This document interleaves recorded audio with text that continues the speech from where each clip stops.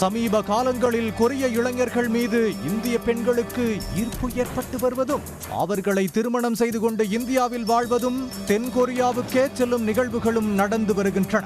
அப்படி தென்கொரிய நபர் மீது ஏற்பட்ட ஈர்ப்பால் அவரை திருமணம் செய்யாமல் சேர்ந்து வாழ்ந்த மணிப்பூர் இளம்பெண் திடீர் என அவரை கொலை செய்துவிட்டு சிறை சென்றுள்ளார். தென்கொரியாவைச் சேர்ந்த 46 வயது டக்ஹியூ நொய்டாவில் உள்ள தனியார் நிறுவனத்தில் கிளை மேலாளராக பணியாற்றி வந்தார். அவர் உயிரிழந்த நிலையில் டெல்லியில் உள்ள மருத்துவமனைக்கு கொண்டு செல்லப்பட்டுள்ளார். இதுகுறித்து தகவல் அறிந்து சென்ற போலீசார் விசாரணை நடத்தினர். டக்ஹியூ மணிப்பூரைச் சேர்ந்த லுஞ்சியானா பமா என்ற பெண்ணுடன் லிவிங் டுகெதர் முறையில் வசித்து வந்தார். மது பழக்கம் காரணமாக இருவருக்கும் அடிக்கடி தகராறு நடந்து வந்துள்ளது.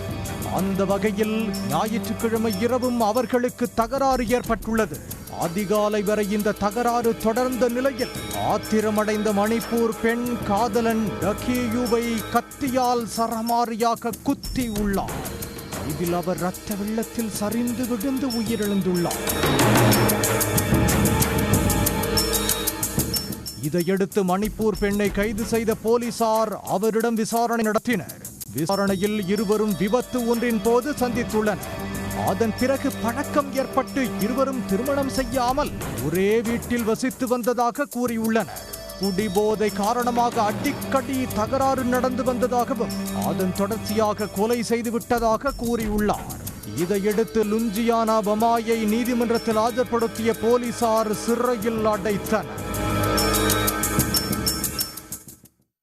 உடனுக்குடன் செய்திகளை தெரிந்து கொள்ள சன் நியூஸ் பெல் ஐகானை கிளிக் பண்ணுங்க.